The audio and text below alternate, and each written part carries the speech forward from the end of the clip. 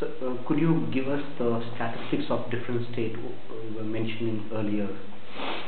See, there are different statistics. Like, for example, they say in Haryana there have been 418 cases registered whole of last year. Now, it's a very, in a way, it's a very false figure because it represents only the number of cases that are formally recognized and registered. But our experience shows, like for example, even this case in Dabra, which has taken place on the 19th of October, September,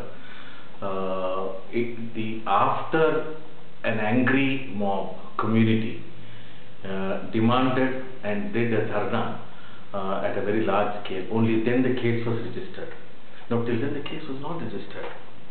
Now, why is it that police are so negligent? I mean, that's another thing. So, if you look at this, the number of cases that are actually happening and the cases that are formally registered, even to actually enter the portals of justice, it's a very huge variation. So, you really can't take, it's a very political factor as to how many cases are allowed to be registered, how many. For example, there's another factor we must also see. Some cases are cases committed, crimes committed against SCs. Crimes committed against SCs or STs is different from crimes that are registered under the SC/ST Prevention of Atrocities Act, which is a very special act.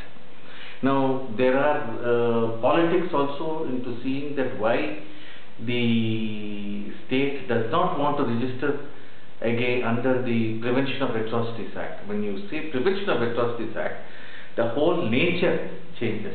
It strengthens the victims, it gives them the support for trial, it enhances the punishment, it gives the agency of the victims, it strengthens the agency of the victims, whereas crimes against SCs, you lose all these special measures, and therefore the protection of the victim is not at all in the nature of the other cases. So, to take these cases as indicators at this particular point makes no sense. So, I think what we are saying is that the nature of rape across the country could be almost with a small varying differences here and there.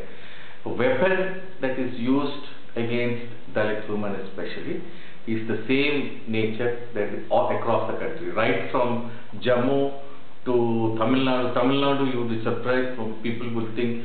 Kerala, you would think that the violence against Dalit women is really less.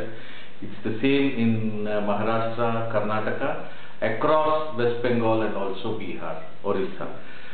So we cannot get into it. But what happens when an atrocity takes place? Like for example, in Haryana, what we have found is there is a massive impunity that is taking place, which is much more than you find in the other states. Now, what is impunity?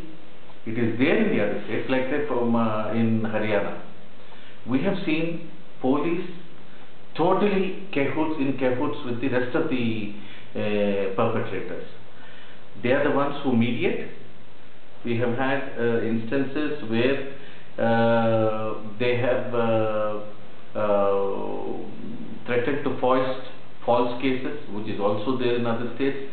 They have threatened victims that once they file the cases, then they will have to be ending up as compromise between them. Therefore, the enmity increases. So they are almost threatening them, and they are facilitating a kind of a compromise between the dominant caste and the victims.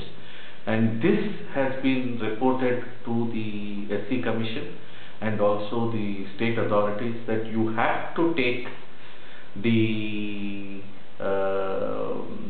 executive machinery, especially the police, much more into seeing that it increases a little of confidence among the people by having instant action taken against the perpetrators.